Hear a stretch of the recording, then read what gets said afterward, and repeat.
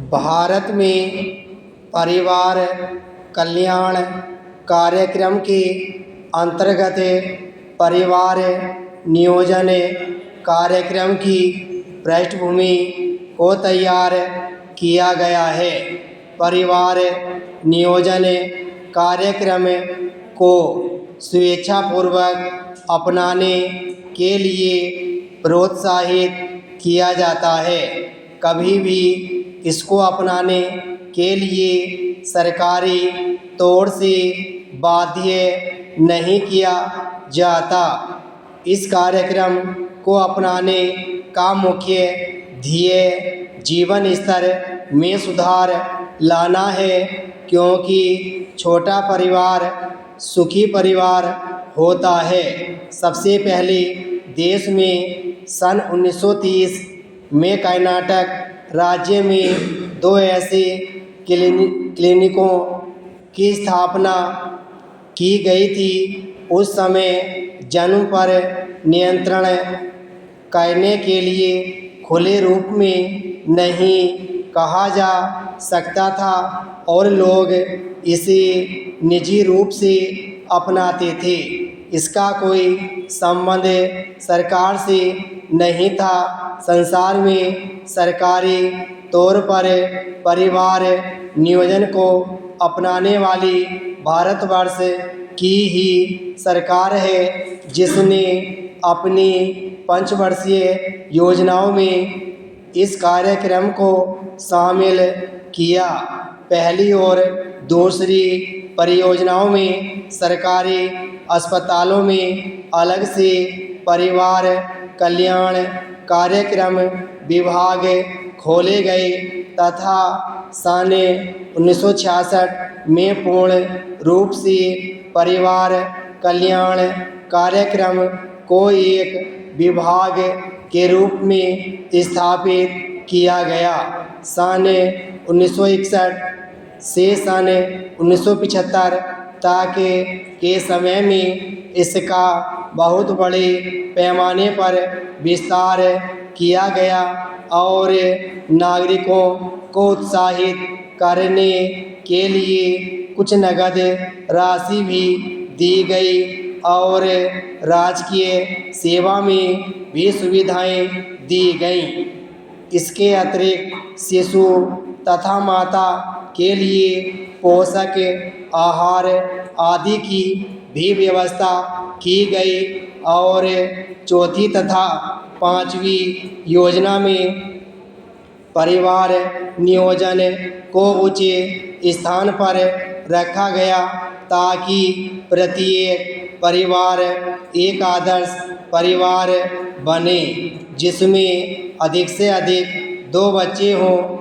इस तरह से 5वीं, 6ठी और 7वीं योजना में भी इस कार्यक्रम के माध्यम से जनसंख्या वृद्धि पर रोक लगाई गई। 8वीं एवं 9वीं पंचवर्षीय योजना में शिक्षा एवं प्रशिक्षण के द्वारा लोगों को जागरूक बनाकर परिवार नियोजन की सफलता के प्रयास किए गए।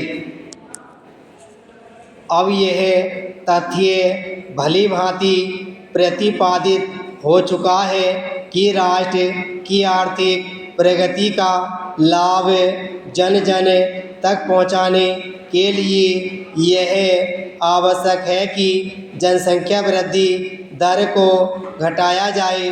भारत में राष्ट्रीय परिवार कल्याण कार्यक्रम के अंतर्गत परिवार नियोजन पर विशेष बल दिया जा रहा है।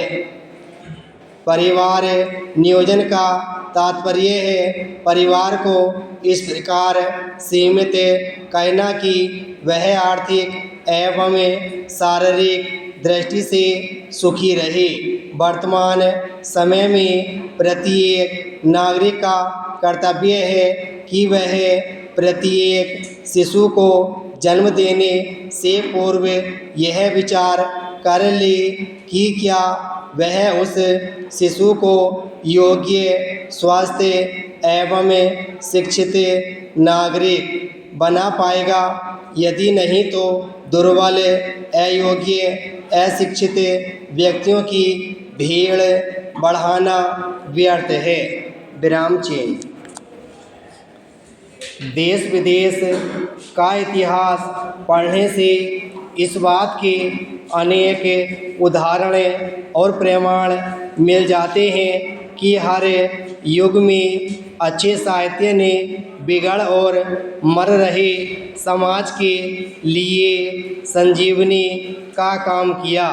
मध्यकाल के भारत का उदाहरण हम ऊपर दे चुके हैं।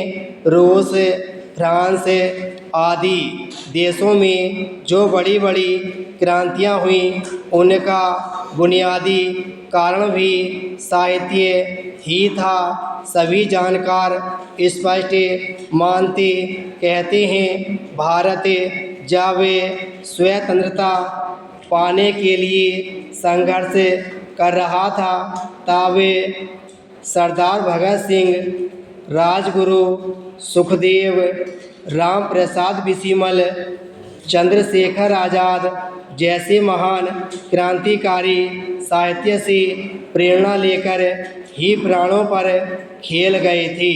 हर बलिदानी महापुरुष की जीवनी बताती है कि अच्छे साहित्य के अध्ययन ने उनके जीवन में क्रांतिकारी परिवर्तन ला दिए। इससे स्पष्ट है कि साहित्य का महत्व केवल इतना ही नहीं कि वह हमारी कोमल भावनाओं को सहलाकर हमारा मनोरंजन करता है, नहीं, इससे कहीं बहुत अधिक है।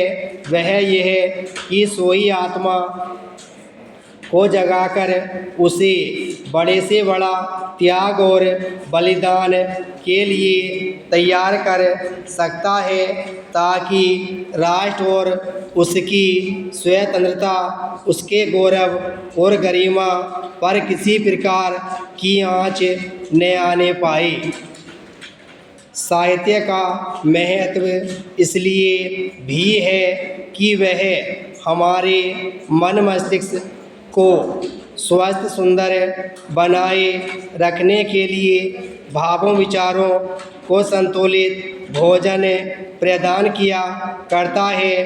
किसी देश के हर नागरिक का यदि मन मस्तिष्क स्वस्थ और निरोग है, तो फिर उसे कभी कोई पराधीन नहीं बना सकता, किसी भी क्षेत्र में नीचा नहीं दिखा सकता। अतः स्पष्ट है कि स्वतंत्र राष्ट्र और समाज के हर नागरिक को साहित्य की खुराक हमेशा मिलती रहनी चाहिए। ध्यान रहे, जिस प्रकार भोजन का अर्थ केवल पेट भरना नहीं, उसी प्रकार साहित्य के अध्ययन और सृजन का अर्थ भी केवल पढ़ना एवं मनोरंजन प्राप्त करना ही नहीं है। जिस प्रकार सड़ा गला और बासी भोजन शरीर को अस्वस्थ और रोगी बनाकर समाप्त कर डालता है, उसी प्रकार अश्लील और मात्र भावनाओं को भड़काए रखने वाला घटिया साहित्य जीवन और समाज के तन मन को रोगी बनाकर नष्ट कर देता है। अतः स्वच्छ और स्वास्थ्यवर्धक संतुलित भोजन के समान अच्छे साहित्य की रचना और अध्ययन करके ही जीवन समाज की उचित रक्षा की जा सकती है। साहित्य का वास्तविक मान और मूल्य, उसका महत्व भी तभी बना रह सकता है। इस प्रकार देश प्रेम या देशभक्ति उसका स्वरूप, उसके साथ आत्मा के रूप में जुड़ी भावना, उन सब की आवश्यकता और उनका महत्व स्पष्ट है। विराम स्टॉप।